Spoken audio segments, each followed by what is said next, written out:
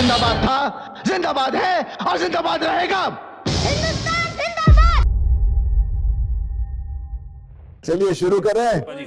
काले कावा तेरे मुंह विच खंड पावा।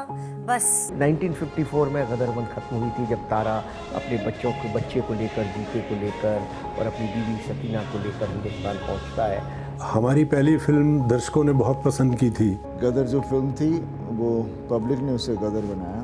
ये गदर मेरी नहीं, पब्लिक की फिल्म है, लोगों की फिल्म है। मेरे लिए तो ये हमेशा एक रोमांटिक फिल्म रही है।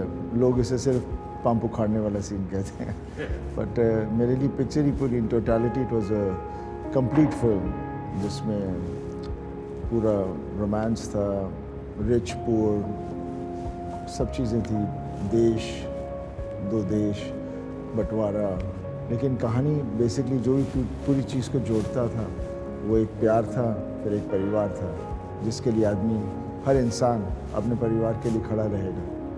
वो थी वो पिक्चर। पार्ट 2 बनाना बहुत ही मुश्किल था। गदर 2 जो है बिना तारा सिंह, बिना सकीना, बिना छोटे बच्चे जीते के और पाकिस्तान के बनती नहीं थी।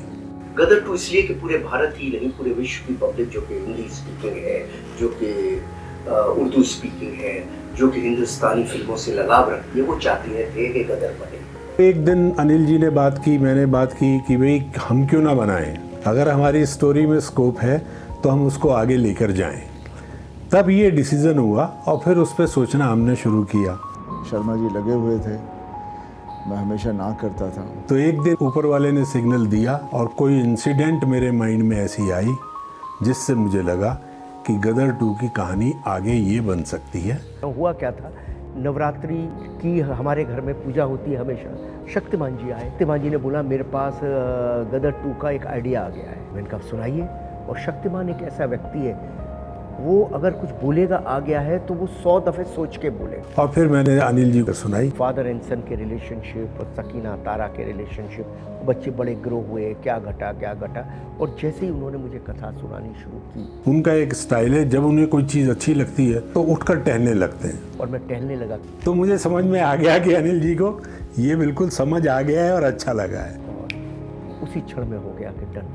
तो बस गदर 2 की कथा आई, सनी सर को सुनाई। इस बार वो कहानी ले आए जो मुझे लगा गदर 2 के लिए सही रहेगी। तो गदर 2 एक्चुअली गदर 1 का ही एक्सटेंशन है। तारा, सकीना और जीते के किरदार कैसे अपनी लाइफ में 15, 17, 18 साल के बाद कहाँ पहुँचे हैं, उनकी यात्रा कहाँ तक हुई है, वो है गदर 2। राइटिंग की मैं बात करूँ तो शक्तिमान जी बहुत ही ज़हनी और बहुत ही अच्छे राइटर हैं। उन्होंने बहुत बढ़िया गदर 1 लिखी थी और गदर 2 भी उसके ऊपर एक चांद और लगाने की कोशिश की है। 2 अगेन एज ए कहानी हमने प्लेस ही वहाँ की है, क्योंकि हम उसी चीज़ को कंटिन्यू करके आगे ले जाना चाह रहे हैं। आई थिंक गदर ऐसी फिल्म है जो खून रगों में दौड़ती है, चाहे वो अनिल जी हो, चाहे जी हमारे प्रोड्यूसर्स हो, मैं हूँ, सनी है। मतलब Gadar is as we are Gadar, it's as synonymous with that. सबसे बड़ी समानता ये है कि वही किरदार, वही कैरेक्टर जिन्होंने पहला पार्ट प्ले किया था, तारा सिंह प्ले किया था सनी देओल साहब ने, तो वही सनी सर प्ले कर रहे हैं। सकीना प्ले की थी अमीषा पटेल जी ने, तो वही सकीना प्ले कर रहे हैं। और शायद ये दुनिया में पहली बार हो रहा है कि जिसने बच्चा प्ले किया, उत्कर्ष जीते का जो किरदार प्ले किया, वही बच्चा उत्कर्ष बड़े होके कर रहा है। तो ये तो समानताएं हैं। तो हम इसको लेकर जा रहे हैं 1971 में।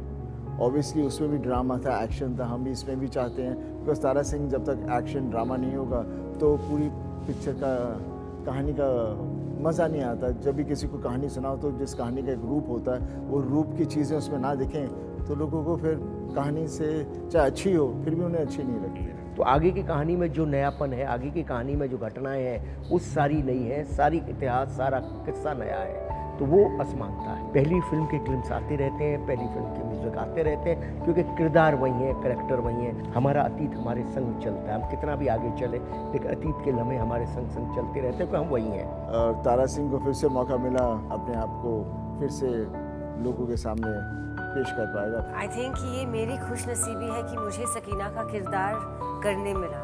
तो फिर मोहर लग गई कि इस पे काम करते। और बस मैं अकेला ही चला था जान में मंजिल मगर लोग साथ आते गए और कारवां बनता गया और गदर की बनती गई।